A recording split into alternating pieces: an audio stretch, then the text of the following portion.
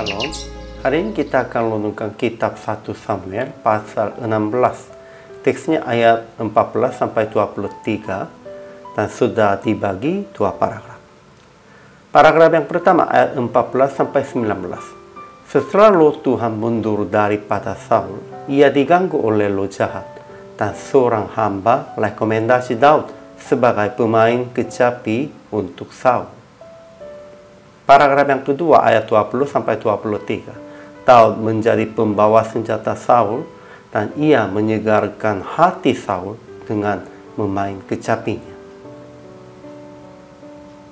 Kesimpulannya, setelah Daud dikuasai oleh roh Tuhan, dia mundur daripada Saul dan roh jahat mengganggunya. Sehingga hamba-hamba Saul sarankan akan menjadi seorang yang pandai main kecapi supaya Saul merasa nyaman. Dan seorang hamba rekomendasi Daud sebagai pemain kecapi. Jadi Saul mengirim suruhan kepada Isai dengan pesan, "Suruhlah kepadaku anakmu Daud."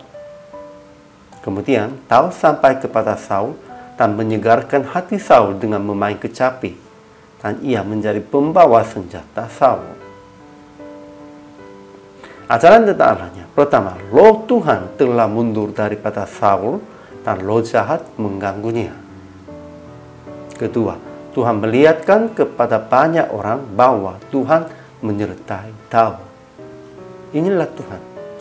Dari siapanya Tuhan mundur, namun kepada siapanya Tuhan menyertai. Dan itu jelas di antara Saul dan Daud. Ajaran tentang manusianya. Pertama, Saul diganggu oleh roh jahat setelah roh Tuhan mundur daripadanya. Jadi Saul mengirim suruhan kepada Isai dengan pesan, "Suruhlah kepadaku anakmu Daud." Dan Saul sangat mengasihi Daud dan mengangkat sebagai pembawa senjatanya. Kedua, hamba-hambanya Saul sarankan kepada Saul akan merasa nyaman pada saat roh jahat mengganggunya dengan memain kecapi, dan seorang hamba rekomendasinya Daud sebagai pemain kecapinya. Ketiga, Daud dilihatkan kepada orang-orang sebagai orang yang pandai main kecapi, seorang pahlawan yang gagah perkasa, seorang prajurit yang pandai bicara, elok perawakannya, dan Tuhan menyertai dia. Dan dikasihi oleh Saul juga. Dia menjadi pembawa senjata Saul dan menyegarkannya dengan memain kecapi.